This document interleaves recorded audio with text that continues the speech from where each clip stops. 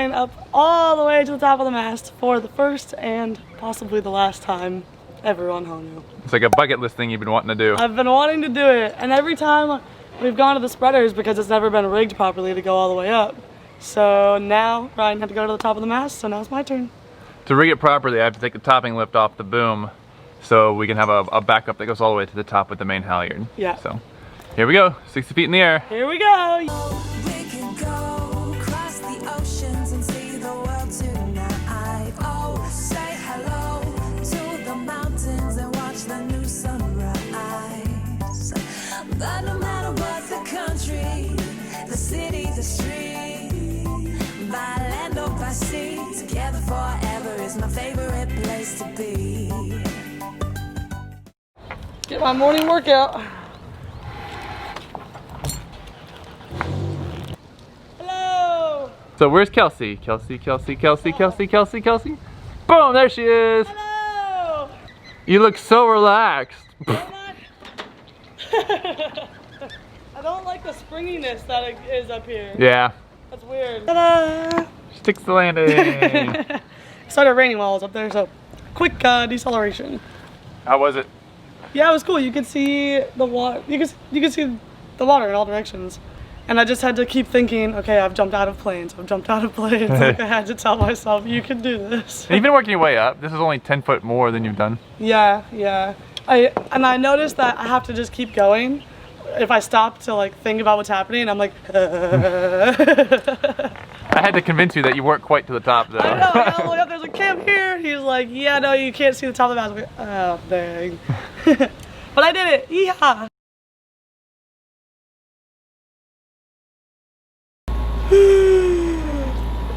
Good morning.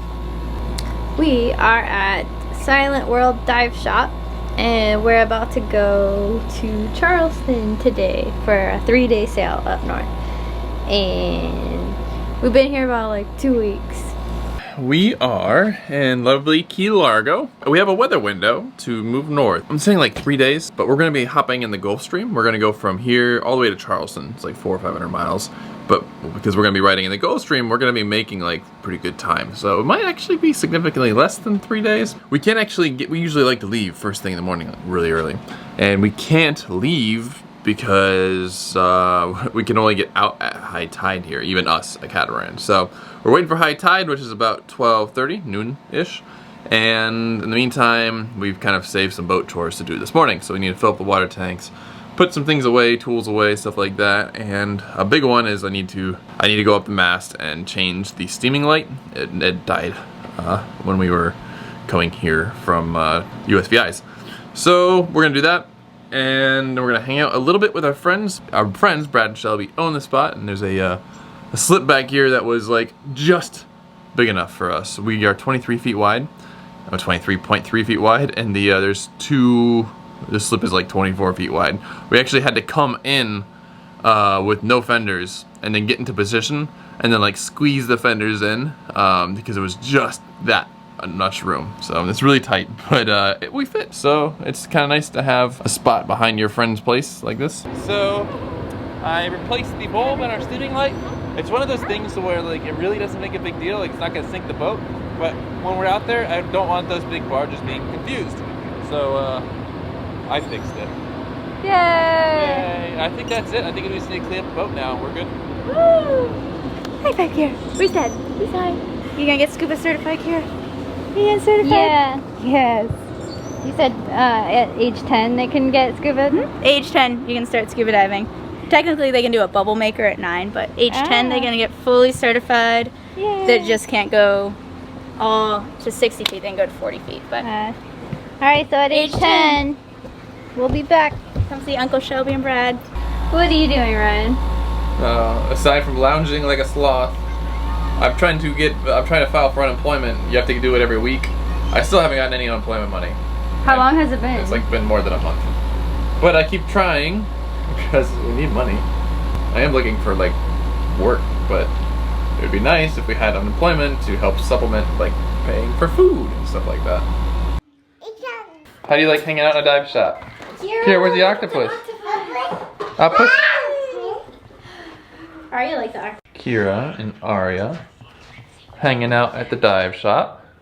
So it's pretty cool that we get to stay here at Brad and Shelby's dock behind their place. The Keys, if not, we would have had to go further north because the Keys have basically been closed due to COVID. They have an actual, yeah, but they have a barricade to keep people out, like from on the bridge. So we couldn't. Also, like, we couldn't go to any marinas in Miami or anything either. Yeah, and the marinas down here are all closed for transients. So pretty much the only option you have to go somewhere is if you know somebody with a dock. But how long have you been you've been closed? We closed March 22nd was our last trip because they closed the Keys to tourism. So on March 22nd, all the hotels, pretty much everything that wasn't essential had to shut down on that day, and that's when the checkpoint went up. So you just bought this place, right? When did you buy it? We bought January 24th, so we were barely open 2 months. So as of now, we've officially been shut down longer. You've been open. They're supposed to reopen like next week, right? Supposed to? Monday. So we're really hoping. They have it posted everywhere on the site that they're going to up testing in the Keys, and if the numbers go up, then they'll close it. But when you open it, you're gonna have more people. So we'll see how that whole thing pans out. But so what do you guys offer here? Like, what can they? So we're a 5-star PADI dive center. So we offer. I'm a IDC staff instructor. So we teach IDC courses here: basic scuba diving, so open water, advanced rescue, Discover Scuba Diving program, as well as snorkeling trips to everywhere in the Keys. And just we can do specialty courses, photo courses, pretty much anything you want to do as long as it can be done in this environment. We're able to do, including dry suit, which it's a little hot, but we'll do it. So Keys are like a hot spot, right? Yeah. I didn't realize the Keys were such a hot spot for diving. Yeah, the Keys are some of the most visited reefs in the world, and they really try hard because it is such a source of, honestly, revenue. So Florida's like, hey, we really need to keep that safe. So they do a really good job kind of holding on to the Keys reefs and keeping them clean. And we have Coral Restoration Foundation, which is amazing and does a ton of work. And they have nurseries nearby where they're creating and outplanting corals. So we have a lot of cool research stations down here, which brings a lot of money into protecting the reefs as well. Yeah, you're in a good spot. Yeah. We got a good amount outside. There's us squeezed in. Couple slips for the dive boats, and it's high tide right now, which means we kind of need to get going because we don't want to bump the bottom on the way out. That'd be a bad exit. We're not ready for you guys to go. Yeah, we don't want to go. It's sad. But if we don't go now, there's not another weather window for more than a week, so we kind of need to go now. Oh, I think there's a manatee out there. I don't know if that was manatee. I'm not sure what. Loch Ness Monster? There's a lot of manatees here, though. So where can people contact you guys? So you can email us directly at info@silentworld.com, and the reason for that is if you mention you found out about us from our friends Justin and Ryan, we will give you 20% off your booking, whether it is diving or snorkeling or a scuba package for the next 2 months. Address it to Brad or Shelby, and we would love to talk to you guys. So July, August, if you message, we will make sure that we apply your 20% discount, and we look forward to getting in the water with you soon. All right, so we are out. It was a little bit narrow. Underneath us, we had, at the lowest point, just a foot of water. And we were on the downhill side of high tide, but it was still basically high tide. So that was a little bit tight, but we didn't bump, so that's good. Now the next thing we have to go through is the reefs out here. That's a little bit more serious because bumping there would be stone, reef, rock, not good. So we're gonna tread lightly and go through there. And then we'll be out in the deep water, and that's where the Gulfstream is even, so we'll get some speed. We did, however, just get an alert, weather alert on the VHF for the afternoon thunderstorms that come off of Florida, and I guess they're a little bit strong today. It's just the risk of lightning. I saw this post recently of a guy who got struck by lightning single-handing off Cape Canaveral, Florida, and like his story, he sounds like he's a super responsible guy and did basically everything he could do. But still, if it happens, it happens. But we're near the U.S. now, so if we do get struck by lightning, we can call for help. It's the first evening. We've been doing 9 to 10 knots since we got in the Gulfstream, so we're hauling butt. We won't be able to do this the whole way to Charleston because at some point we got to hop out of the Gulfstream, but I'll take it while we can get it. It actually looks like it's going to be just under 2.5 days total, so that's great. There's not a lick of wind really. There's a teeny bit of following wind, but we're going so fast that we're just canceling it out. So when you're going 10 knots, you can have 10 knots of wind and still feel 0. that's what we're doing. So yeah, we're motoring, but I don't care. I'm happy to get go. Oh, there's a Coast Guard boat. It's hauling ass. Look at that gun.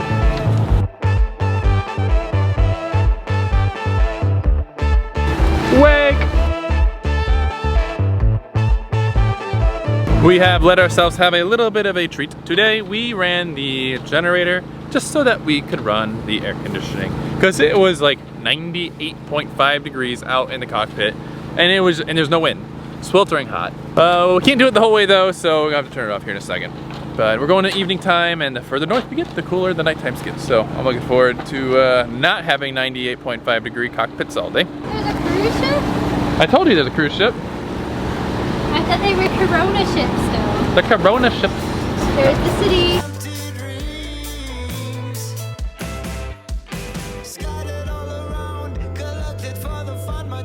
Day 2. It was a rough night last night. It was just really hot. We ran the air conditioning, like I said, but the waves were weird. I think what was happening was there was some swell wrapping around the north side of the Bahamas, but so we were getting a little bit of like north swell in the Gulf Stream, which just was bumpy. After that calmed down, it's been okay. Today we've all just been napping. None of us got great sleep last night, but now it's storming again. These storms really pop up out of nowhere. Within 30 minutes, there went from like nothing to a storm now exists, and it's going to get me. They're not too bad. We're getting a little bit lucky kind of weaving through them, but I'll show you what they look like. So Ryan, what happened to the generator? I'm not entirely sure.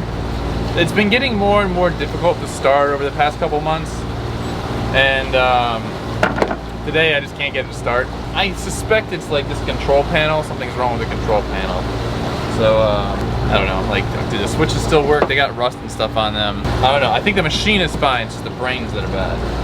Or a wet wire or a broken wire or something like that. So, but we really kind of need to fix it, because also, I don't know why, but our alternator stopped working this trip. It's not a super high power one, but it'll keep everything on. And it's not running, so if I can't get this working, then I have to work on the alternator. Then our third backup is the solar panels, but it's cloudy and the solar panels aren't doing anything. If I can't get anything working, we might have to turn in sooner so we can stop somewhere and fix things not at sea. Oh no, we were going so fast too. Kira's eating lunch. Yum yum yum. Good as new! What did you do? So as what I suspected, this switch was rusted out, and it's got bad connectivity inside of it. Show them the switch. So for right now, I just hot wired it. What the switch would connect if it was on is I hot wired it across here. I'm gonna go dig around. I might have a spare switch I can replace this with. Woohoo! Now we have power. It's good. It's like one of the biggest skill sets on a boat, I think, other than diesel engines, is electricity. We are sailing! No engines for the first time since this whole trip. I don't know why, but the wind has shifted to be more abeam, and it's blowing like 16 knots apparent wind from just ahead of the beam. So I got those sails up. We're reefed down, and we're still doing like, well, 10, but that's because we're in the Gulf Stream. But we're making a good speed with double reef and boat. I'm just sailing conservatively because this wind wasn't supposed to be this strong, and there's a storm over there. So I didn't want to oversail and then have this storm come up and have to reef again. But we're moving. I'm plenty happy with this speed. This rate, tomorrow evening, even with a slowdown once we get out of the Gulf Stream, tomorrow evening we should get Charleston. So we're making good time. And I'm glad for the first time this whole trip we're not running an engine.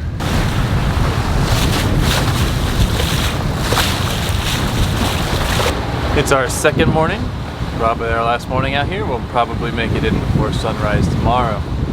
It was a pretty good night. We made really good time. We were doing like, we hit 12 a few times, and we surfed to 14 once. But I'd say it was between 10.5 to 11 was our average. So a great time, but right now we're hopping out of the Gulf Stream. In the morning we did have a series of storms that they stalked us basically. And I was able to kind of change course and slow down, and they just kind of passed me on the port side. So we've turned our course right now. We're headed straight to Charleston. It's another 75 miles from here. We're about 80 miles offshore grand total. It'll be good to get in. Probably end up getting in after dark, so we'll just anchor in Charleston Bay before going to our final destination tomorrow. But it's Despite the storms, it is pretty outside.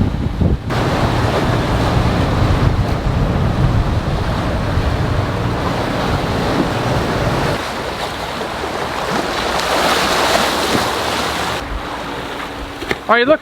Arya, come here.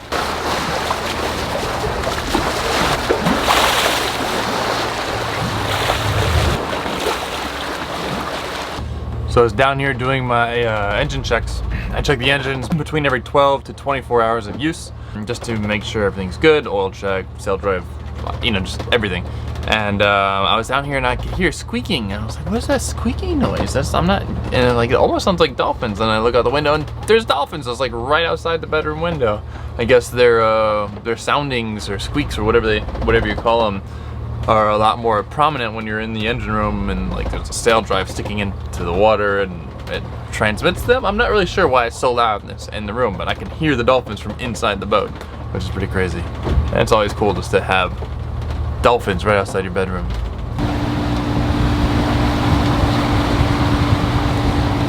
Well, we've just about made it. We are only a few miles from the jetties to Charleston Harbor.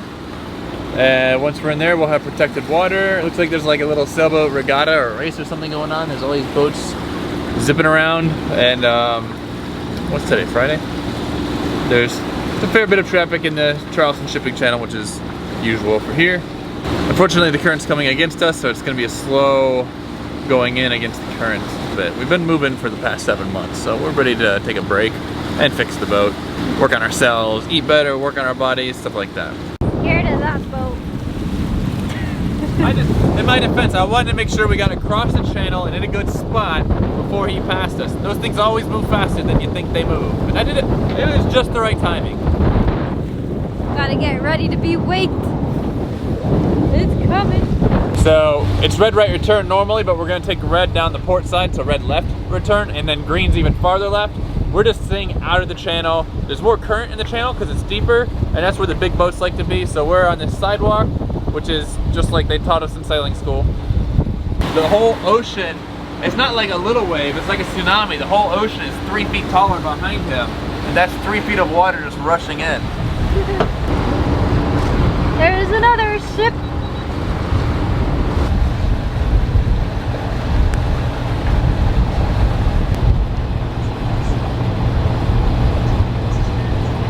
They timed it well.